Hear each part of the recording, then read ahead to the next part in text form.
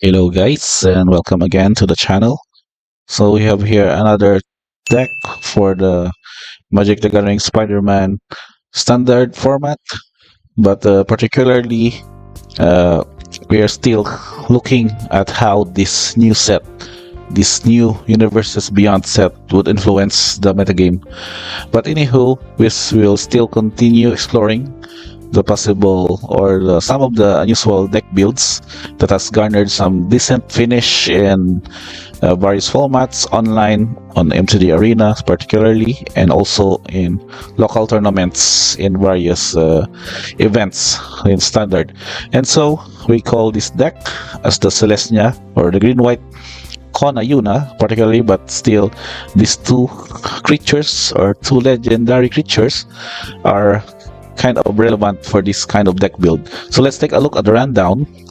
We have one artifact, 23 creatures, 6 enchantments, 2 instants, 24 lands. I think we have 4 sorcery only, and this bunch of sideboard, which is going to have some separate discussion later on. So let's take a look at the choices. But before we go with this artifact, let's check on why this deck has garnered that name of Kona, because if you are not yet familiar with this card, Kona Rescue Beastie is a 4-mana cost Beast Survivor, legendary creature that's 4/3, and its ability that's at the second main phase. If it's tapped, you may put a permanent card from your hand into the battlefield. So one way also, so kind of cheating these big creatures, as you can see in the other lineup here, is to use Kona's ability in partner with going to station artifacts or lands. And let's take a look at Yuna's Hope of Spera ability. So it's a 5-mana cost creature, the normal cleric. During your turn, enchantment creatures you control in Yuna has trample, lifelink, and ward 2, and then it can have this ability with your end step, return up to 1 target enchantment card from graveyard to the battlefield with a finality counter on it. So particularly cheating out enchantments from graveyard or kind of a recursion ability would also be one of this deck's main routes to gain board and card advantage. So how do we function for this deck? So starting with the 1 mana cost, of course we need mana ramp for this, so we have 4 copies of mana elf, we call it the Lenore elf. And aside from Kona, we can also use Overlord of the Hauntwood's impending ability. With its in it bends, we will create a tap colorless land token everywhere that is of every basic land type, and that's particularly your mana ramp for 3 mana cost of Embending. So do take note that Embending, it will not become yet a creature. It's just enchantment standing off, and just remove these counters up until it becomes 0 and become a creature. So what other impending spells that you have here, in case that you would not need to, you would be able to cheat it through Kona or Yuna? So we have Overlord of the Mistmores, and this creature particularly gets you some advantage with the 2/1 white insect creature tokens with flying, and also a 6/6 on its own. It doesn't have any other ability, but entering and attacking would also gain you this flying army. So the other cards that you can see here are the summon cards from the Final Fantasy set. So we have 2 copies of the Summon Knights of Round. This would also come up the board with its ability that as it enters, you get this one counter for that saga. You create 3/1 white tokens, creature tokens, and also up until the 4th, you will create this army. And to take note that this is also a 3/3 creature with indestructible, means that damage effects would not be effective against it. Prior also to destroy effects, exile effects will get this one exiled, but other than that, you can still get a good body and an army of generating a lot of these night tokens. And your other option here also is a copy of Summon Bahamut. So Summon Bahamut here would have this ability that gets you to destroy up to 1 target non-permanent. It can add to the second loyalty, the saga counter, and gets also another trigger, and also gets you to 2 cards, and then becomes 4th of this creature, wherein you can deal damage equal to the total mana value of other permanents you control to each opponent.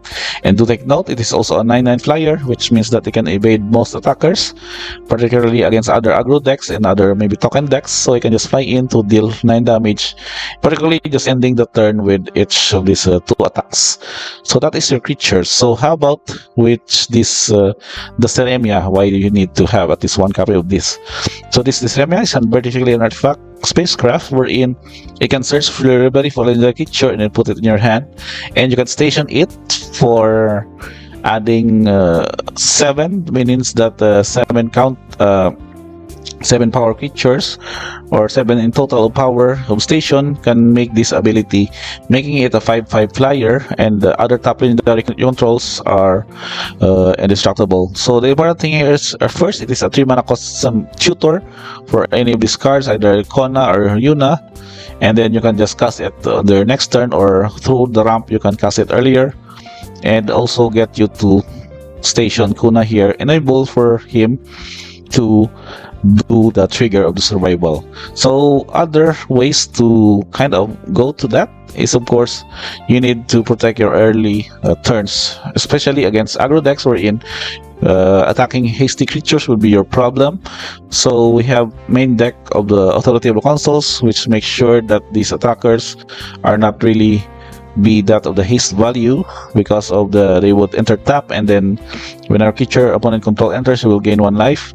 And also a copy of High Noon, which does not make your opponent abuse extra more than casting spells, multiple spells cast, particularly maybe the Vividex will be the trump of this card, and can later on be used to deal 5 damage to any target. And of course, Judge's Insight, wherein you can mill this particular summon or overlord, and then use Yuna's ability to record it back to the battlefield. And that's this also one way for you to get this mill effect is that you can get an artifact, creature, and land card from among the milled cards and put it into your hand for added value. And of course, Smuggler's Copter, or the Smuggler's Surprise, not the Copter, is your one way also to cheat these creatures. So you can see here, if you can spend at least +5 of this ability, making it 6 in total, you may put up to 2 creature cards from your hand to the battlefield. And also the bonus, if they're able to target your creatures you control with power 4 or greater, gains hexproof and indestructible on the end of turn. And also this added spree value, depending on situations where you can use this to your advantage. So that is 2 copies.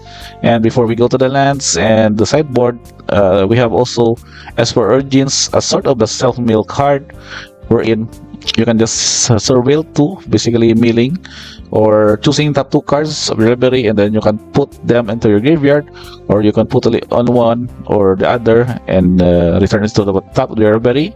You will gain 2 life, but if this spell is cast from graveyard, you will have this one transform. So flashback is only 4, but the good thing is that you can transform into a summon as per Maduin, when it's a 4/4 creature, which this ability that reveal the top card library. If it's a permanent card, put it in your hand.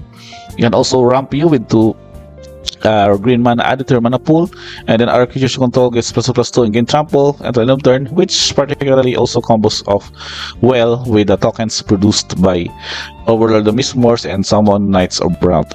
And that is your main deck non-land spells. And for the land setup, since we are particularly green and white in value, we have Windswept Bastion and Evendo Walking Heaven as kind of the station cards that would activate Yuna, and the other fix would be Husswood Verge, which goes to add green and only be activated for white if you control fires and plains, and Starting Town as a basic mana fix to produce green and white for this meta. And of course, the bonus of Ravern Souls to make sure that your overlords or your legendary creatures cannot be countered against mid-range backup or matchups. And let's take a look at the sideboard before we go to the deck mana cost breakdown. So particularly, each of these sideboards are pretty much aligned against specific maybe categorized archetypes. For example, we have against aggro and other Mono red, maybe mono black aggro decks. We have Simrip to stop their early aggressive turns, perhaps. So you can exile non-permanents with mana ability or less. And also a bonus, we can have a split up to fend off some of this early assault by killing untap or tap creatures. You can also choose one of that one, so it will also gain to your advantage.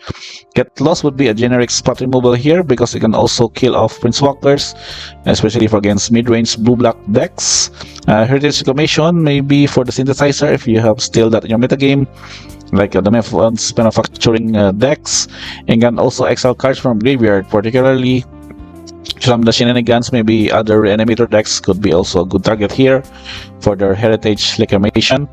High Noon would go also against Pixie decks, and also Mono Red would also become the trump this. In addition to Graveyard Hate, we have Rest in Peace as additional sideboard here. Voices of Victory, that's 3 copies against control matchups, maybe in Dimir, because they would have counter spells for you, so you want she will be able to disable their counters because you cannot cast spells during your turn. And the added value of Elspeth, because Elspeth would also go with against mid-range and control decks matchup, generating card advantage with these tokens. If you would generate tokens, then you'd add twice that many tokens created. And also this putting some counters on this creature control will gain you maybe an Alpha Strike in certain situations. So that is your sideboard. That's up to 15 copies. Let's take a look at the deck stats, particularly more of the green with 26 and the white is 20. Production is more of green, of course. We need the fix on this, and green would also just take care of the white mana and other mana value here, since you can see that some of these cards would need some activation, such as this one. And you have also your Overlord Huntwoods as your fix, as they can generate the Everywhere token.